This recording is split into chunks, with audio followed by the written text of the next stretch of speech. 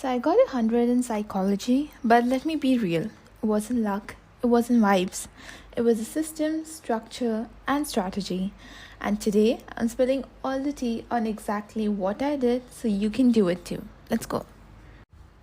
I did not just read the theory, I lived it. Psychology isn't about mugging up Piaget stages and hoping for the best. I understood it, I related to it. Like when I studied the cognitive stages of development, I literally matched each stage with my cousins.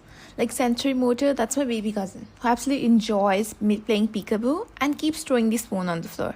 Formal operation, my friend, who thinks she's the next biggest celebrity and everyone has eyes on her. I started noticing the actual behavior and age ranges in real life. So once you link the theory with reality, you'll never forget it.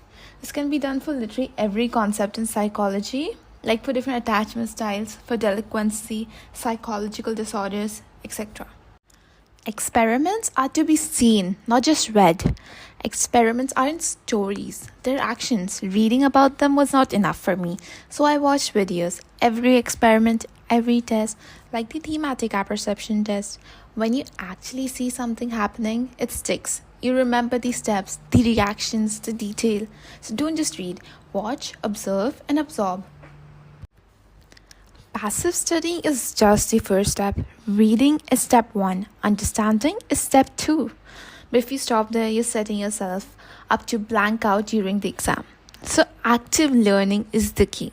I did all the textbook questions, worksheets from my teacher, and these super scary sounding competency focused questions, which were basically like the boss fights in a video game. That's how you prep for any question they throw at you and you're completely prepared. Revision was my ride or die.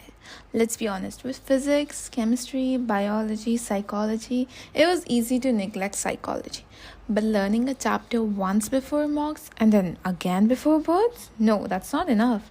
You have to revisit it multiple times, especially if you want those keywords and facts to roll off your tongue effortlessly. Psychology isn't about storytelling. This is something a lot of people miss. Psychology isn't about writing your own essays or telling stories. It's about precision. It's a science. Use the correct keywords and make sure your answers are filled with factual information from the textbook. If there's a testing method like the thematic apperception test or Stanford Binet, don't skip the numbers, age groups, and freighter names. Those small details, they're the points that separate a good answer from a perfect one.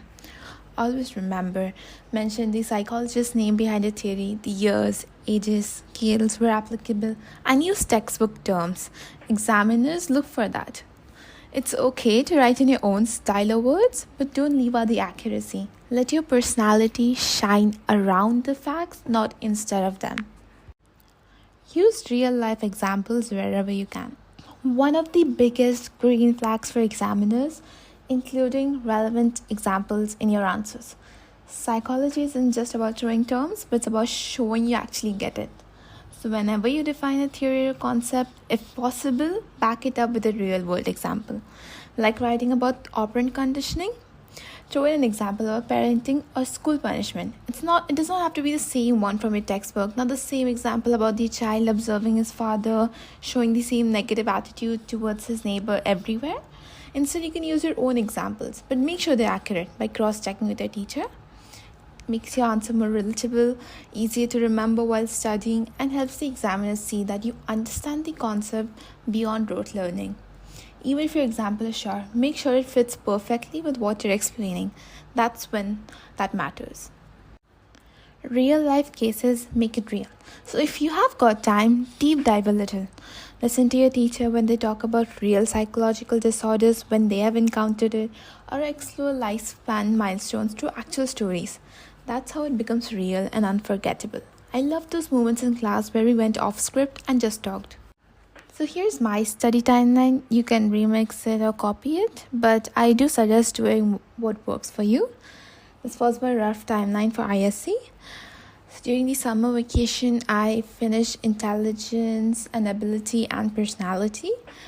During September, October, I finished attitude and social behavior. November, lifespan development. December, January, psychological disorders plus psychology in relation to the environment and social concerns. So I procrastinated a lot, but I do recommend finishing by December.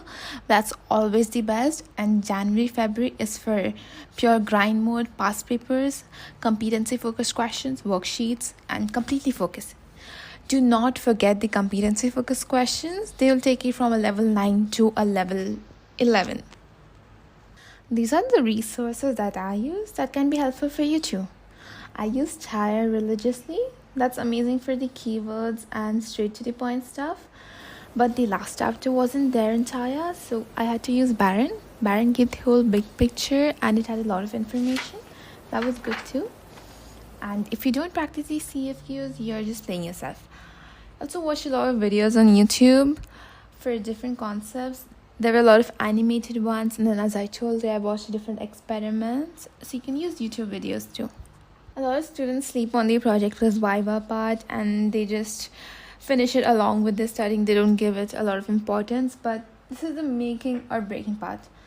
Don't ignore the project and your Viva. It can make or break your 100.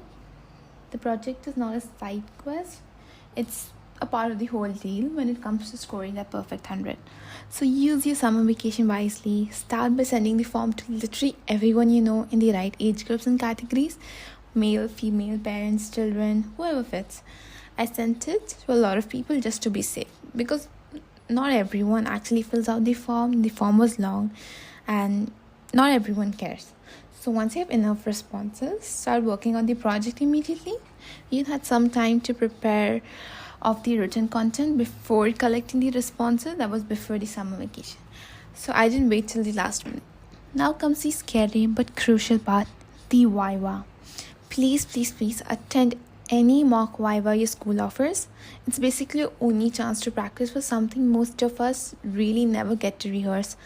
Like when you're done, we have done exams all our life, but Vivas, that's completely different. So practice your delivery, know your project inside out, and prepare for the common question. Your Viva can literally take you from 100 to a 99. So don't leave any room for examiners to cut marks. Be confident, be prepared, and show effort in your presentation. At the end of it all, try your best, stay consistent, and don't lose hope. Hard work never goes unnoticed. The last point, use pupil analysis report from ISC. So I'm kicking myself for forgetting this, but my teacher told us to go through the ISC pupil analysis reports. These are the official board comments on how students performed in the past exams. They point out the common mistakes, highlight what good answers did right, and straight up tell you what the examiner wants to see. Like that's a cheat code. So if you're aiming for 100, these pupil analysis reports can literally help you avoid silly mistakes, learn how to frame your answers better, and focus on what actually matters in the board examiner's eye. I totally recommend reading them before your final revision, even if you just skim through key chapters.